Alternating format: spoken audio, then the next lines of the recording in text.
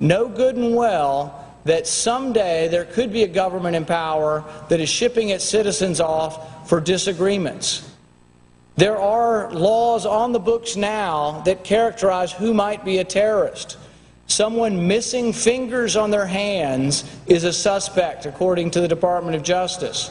Someone who has guns, someone who has ammunition that is weatherproofed, someone who has more than 7 days of food in their house can be considered a potential terrorist. If you are suspected by these activities, do you want to have the government have the ability to send you to Guantanamo Bay for indefinite detention? A suspect. We're not talking about someone who has been tried and found guilty. We're talking about someone suspected of activities. But some of the things that make you suspicious of terrorism are having food, having more than 7 days of food, missing fingers on your hand, having ammunition, having weatherproofed ammunition, having several guns at your house. Is that enough? Are you willing to sacrifice your freedom for liberty? I would argue that we should strike these detainee provisions from this bill because we are giving up our liberty. We are giving up the constitutional right to have due process before we're sent to a prison. This is very important. I think this is a constitutional liberty we should not look at and blithely sign away to the executive power or to the military. So I would call for support of the amendment that will strike the provisions on keeping detainees indefinitely, particularly the fact that we could now for the first time send American citizens to prisons abroad. I think that is a grave danger to our constitutional liberty, and I advise a vote to strike these provisions from the bill. Thank you, Mr. President, and I yield back my time. Big government Republicans and Democrats were busy shredding the last vestiges of the Constitution.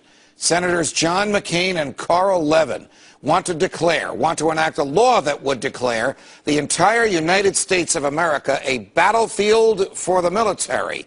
They're talking about inserting the Army into domestic law enforcement. Senator Lindsey Graham, who supports this bill, says, quote, "The homeland is part of the battlefield, and people can be held without trial, whether an American citizen or not."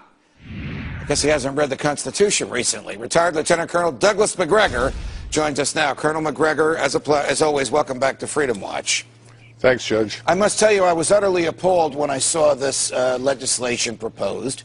We didn't learn about it until last night because the committee hearings on it were done in secret, even though the Constitution requires the Congress to do these things in public. And there were no actual hearings, just a bunch of members of the Senate who got together and wrote this thing. And it basically says the president can arrest whoever he wants anywhere in the United States of America and keep them without charging them with a crime, without letting them see a lawyer, without bringing them to a judge for as long as he wants.